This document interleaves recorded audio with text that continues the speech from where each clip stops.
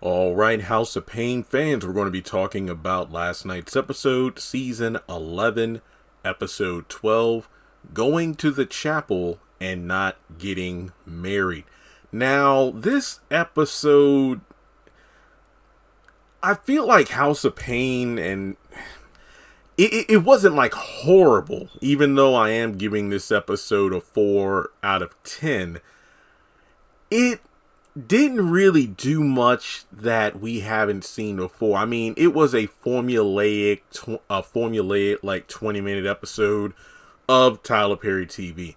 I mean, obviously the main story being that Curtis and Ella are going to renew their vows and they're planning the wedding, and then the drama ensues when Curtis enforces a budget behind her back of $500, and it's a question of whether or not she's going to say yes. When I looked at this episode last night, the only big takeaway was the fact that during the backyard scene where, the fellas are, talking about, oh, wow, this is going to be exciting. Uncle Curtis and Auntie Ella renewing their vows, and Calvin reminisces about him and Miranda's wedding and how, magical that was, and Miranda couldn't stop crying and that messed up her makeup. And then I think CJ's like, well, you get to do it all again with Laura. Who? Oh, yeah, Laura's going to be better than that. That's the only takeaway. And it's kind of disappointing because I kind of wanted a scene where these two talked about it. I mean, hell, if it was nothing more than, let's say, Calvin walking through the living room when, the women were, like, planning the wedding, and then maybe he and Miranda had a moment where they just kind of like, oh, yeah, well, you remember that for our wedding? Yeah, that was good, too. And then they remember, like, oh, yeah, that's right, you're marrying someone else. So that was kind of weird. I mean, they did have a moment where they were literally standing right next to each other, but that was when Miranda was, telling Curtis about how Ella is, not feeling it, so give him the card, no limit, she could turn things around.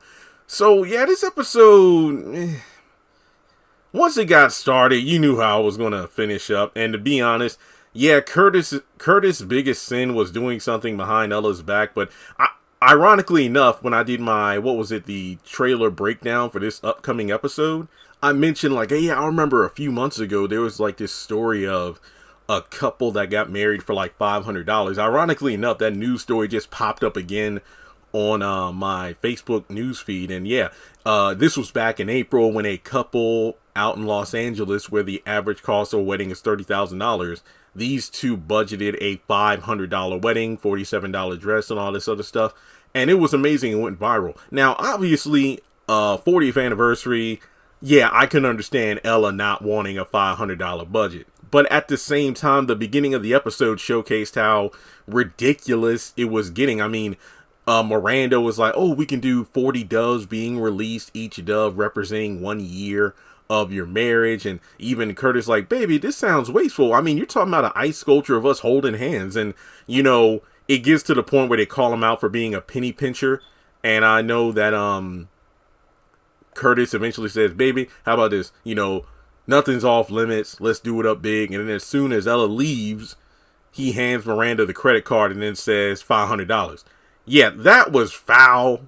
I mean, I think there should have been some compromise, but yeah, you could argue like Curtis was number one. He was outnumbered. He was getting called out for being, cheap. But, I know they're like retired, and at the same time, yeah, they got money saved up, but it doesn't seem very responsible to blow all that money. But then again, look, I've never been married. I know they're older, 40 years, so you want to do it up big, but seriously, Miranda even says, but $500, that won't even pay for one dove. Keep in mind, let's say each dove that she was talking about was $500. That's $20,000 for 40 doves being released. $40,000. I haven't looked up the price of an ice sculpture, but are you serious? Not to mention, like I mentioned in my trailer breakdown, I'm like, well, hell, how much did the ring cost? Because remember, this was apparently a ring Curtis wanted to get Ella when he first proposed 40 years ago, but he couldn't afford it. I mean, I'm no expert in jewelry, but I mean, it wouldn't surprise me if a ring from back in the day has an even higher value 40 years later. So I'm just sitting there like, yeah, this is ridiculous. It seems like there should have been a very strict conversation about what's going on. And this review might not even be that long because it's just a quick, kind of episode. So Flo, Ella, is it Flo or Glow? I forgot which one. But Cheryl Pepsi Riley, she's there. Ella and Miranda there in the kitchen talking about the wedding. Flo. And again, if it's Glow and not Flo, sue me. I don't care. I love Cheryl Pepsi Riley though. So, she wants to sing a song and it's like, that's not really in the program. No, we can work it in. We could work it in. Then we go to the backyard. We got Malik, CJ, Calvin, and Curtis. Curtis is, grilling on the, barbecuing on the grill. And it turns out, Laura isn't going to be there because she's out of town for work. Okay, so you wrote her out of the episode. I like it. Even though she's not there, I do like the fact that they do, announce like, hey, this character is in the episode because of this reason. I do like that because it acknowledges their presence in the series. Even though Floyd isn't mentioned, neither is Janine or Jasmine. I mean, Curtis and Ella getting their vows renewed on their 40th anniversary. You would think that would be a big deal that they would come in for. That's all I'm saying. Look, again, that's not at the fault of the show writers and whatnot. They can only work with the cast that they have. But it does seem awkward to have these humongous moments in, main characters' lives, but the whole cast isn't there for it. So yeah, turns out that Curtis is actually cooking for the wedding, which is I like that. I mean, this is why I feel like, Curtis and Ella should have just had a mature conversation about the situation of, hey baby, let's kind of cut costs here. Not to be cheap, but to be smart. We can cater the wedding ourselves. I'll do the cooking and whatnot. And, already got the ring. I got a suit and all this other stuff. And we can work this out. But like the Dove things, we can't be doing all that. So from there, and I already talked about, Calvin reminiscing about him and Miranda's wedding. Ella finds out about the budget and she goes off and she gets in her feelings about it. Like I said, not really that big of a deal, but it's the drama of the episode. 40 years and you hiding stuff from me. And it's like, are we really doing this? And then the problem is, oh my God, during the wedding ceremony, will she say no? But it's like, I mean, even if she says no, unless she gets a divorce, it really doesn't matter, does it? He doesn't, Curtis doesn't want to be embarrassed at the altar. So she goes in and sees Lisa looking good, because I think this is the first time. Yeah, she wasn't in last week's episode, so seeing Lisa again was great. Lisa, Miranda, and Glow were in the living room, and Ella just comes in saying she don't care about it anymore, and then she goes to her room.